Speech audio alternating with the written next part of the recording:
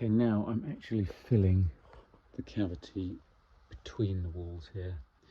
What I've done is I used drills like this to drill a bit of a hole here, and then I've got a pipe of aluminium, and I actually just screwed this in here and it dug its own hole, which is exactly the right size for this. It's at an angle where it tilts down, and then it goes through this first layer of brick, and then you've got the slab insulation behind that, 70mm, and then about a 50mm gap behind that before you get to the other side.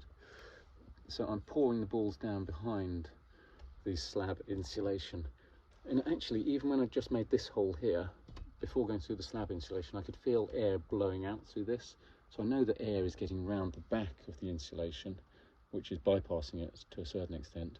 So by putting the beads behind that, it should stop the air from circulating behind, so it should make that slab insulation more effective, and it should also put further insulation behind the slab insulation, so be more insulative.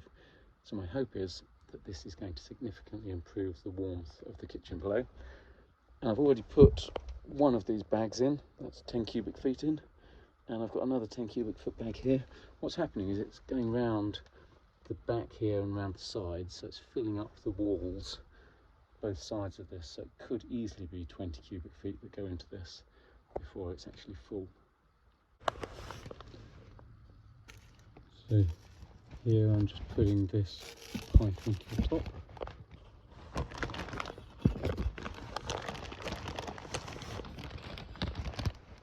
Yeah, it's now in the top of that, and then I'll just put this end into the hole.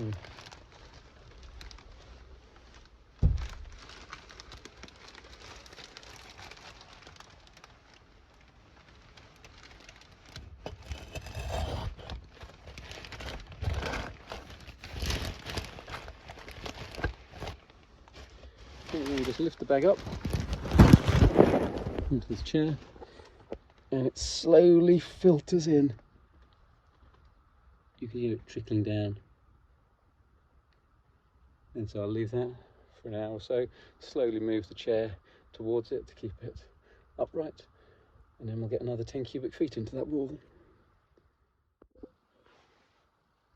So this is the kitchen downstairs, which is having the cavities in the walls filled in, so we'll still have cold air coming in through here, but these walls should be a lot warmer.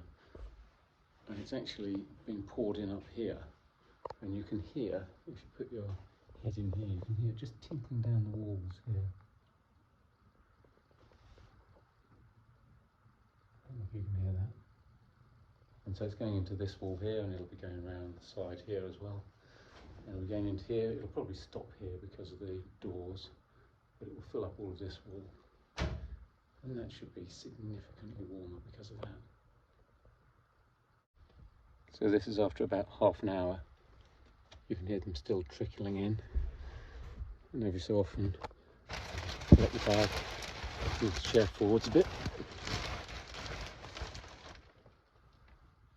make sure there's plenty of them still pushing down into that pipe.